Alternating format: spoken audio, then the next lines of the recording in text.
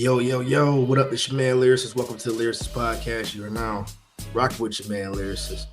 So, we're gonna start off a little different today.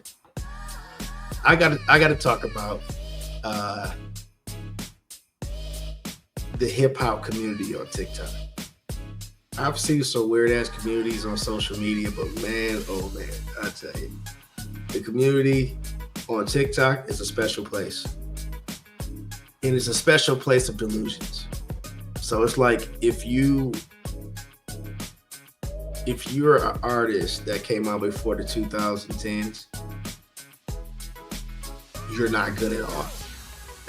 You don't qualify to be in the conversation of good, great, or legendary.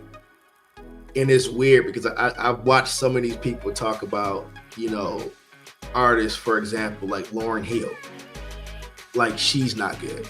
Like, she doesn't belong in any conversation because she has one album and she didn't put anything else out after that. But that was one legendary album. There's not many artists that can do it one time and live off of it for the rest of their fucking lives. But to have people try to take away from a person's legacy because they didn't meet their personal requirements or criteria. And I have to ask the question, it's like, who the fuck do you think you are?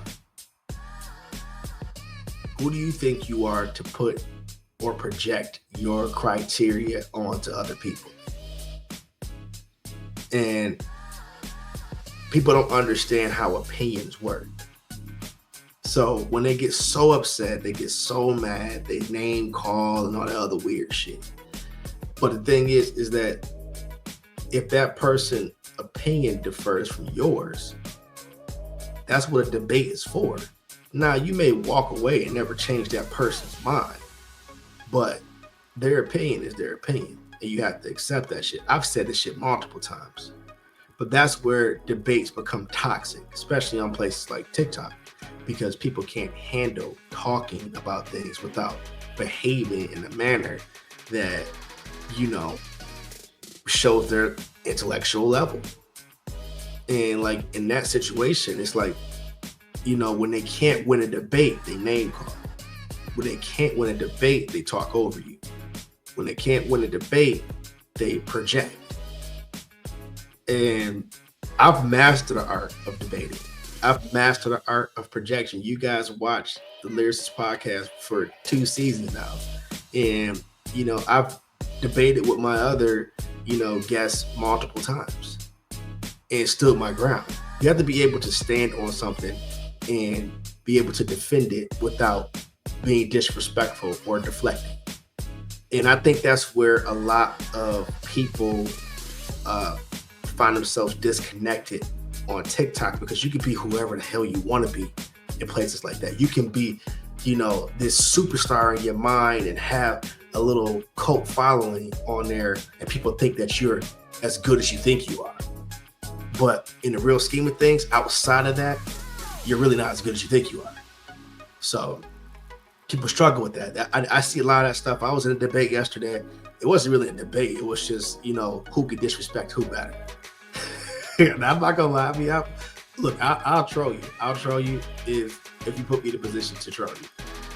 But it's like, one thing I don't do is allow myself to get in a position where I'm disrespecting people, especially of the opposite sex.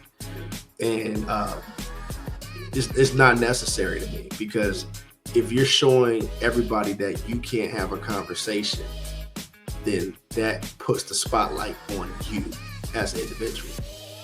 And this individual, oh yeah, fuck you, we don't want to hear you talk, blah, blah, blah. But people kept saying, look, I asked him a question, so they want to hear me talk. So that's why I don't do TikTok as much as I used to, because it is a toxic place. So, but it's a realm of delusion where these people think that they know a lot about music, and they know a lot about hip hop, and they know a lot about whatever they're talking about, and they really don't. It's just a place for them to share their delusional thoughts with no factual basis. And they feel like they can win arguments with those non-factual basis. I tell you, man. People like, they'll go fucking crazy over that stuff. If you disagree, it gets under your skin. But it's okay though. Stand your ground. Stick to what you believe in. And stay the course. I've always said that. So if you feel strongly about something, stick to your guns. You feel that way for a reason. So with that said, we're gonna segue past the crazy TikTok toxicity and talk about some of the topics that I got for today. The first topic being, is there a possibility that Drake and Future squashed their beef? So this was a tweet that was sent to Drake and Future in Metro Boomin, via Young Thug while he's in jail still, or prison. And pretty much he was saying that shit ain't the same without them collabing.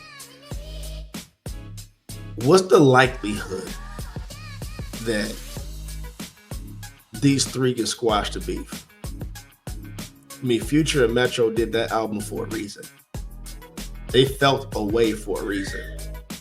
So what is the odds of these individuals getting past this shit and actually, working together again? I'm gonna drop this for a sec. I think it's slim, to be perfectly honest. It's like, I think they've gone to a place where they may not be able to come back from it. You got individuals like, DJ Academics sharing stuff, completely fanboy over the stuff. I mean, it could be good for them. Is it good for hip hop? Is it good for music? It could be. But what do you guys think about the likelihood of this happening? Share your thoughts in the comments. I definitely read. I appreciate everybody for dropping some comments for my last episode. That was dope. I appreciate y'all. But I think it's a situation of no redos, man. It's a situation of no redos. They can't come back from some of the things that they've said and they've done. Maybe they can. But I think it's a weird space that they're in now because of the things, how far the beef went and the impact that beef has had on Drake's career. How can they come back from that? I think the likelihood of Drake and Future reuniting is a whole lot higher than Drake collabing with Metro Boomin. To be 100% honest, it just seems like Drake is a person that I hold a grudge. He wouldn't let that shit go. So I think the likelihood of Drake and Future,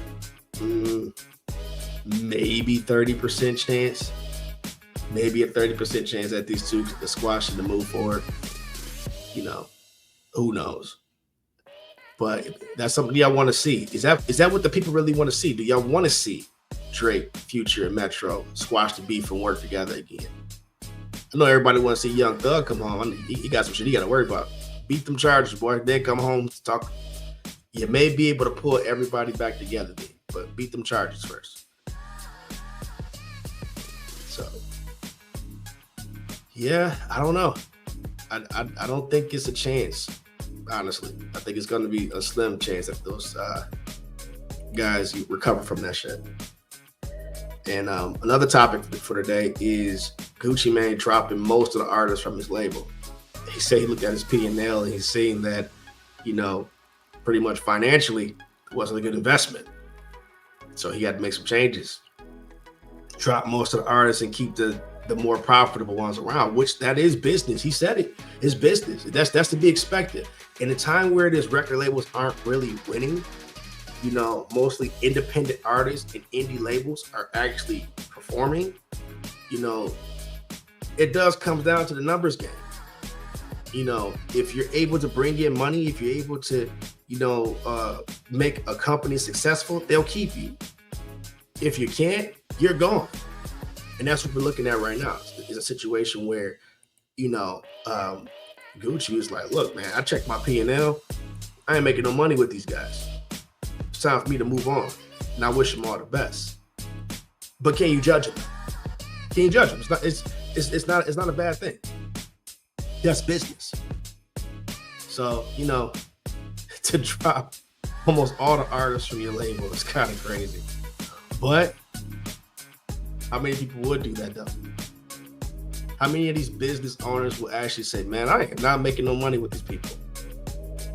They're costing me more money. Time to just make some changes. He went full on Elon Musk level. When Elon walked into Twitter, it just got rid of everybody. So, look, you get no judgment out of me. I understand. I've been in the business. I've seen the business. I know how the stuff works. I mean, shit, when I had artists on my record label, I was cutting people. So, at the end of the day, you got to make a decision. Can you keep spending money on these people hoping that they blow up? Or do you just got to cut your losses and just move on? What he did it the right way. It may be situations that's better for them elsewhere. But with him, it's not possible. So I commend him for doing business. No hate here for me. And the very last topic for today I am going to chat about is what seems to be a new album coming from Tyler, the Creator, on the 28th of October. And I've never been a huge Tyler fan. I respect what he does, though. I mean, look, the guy, he is definitely in a conversation with,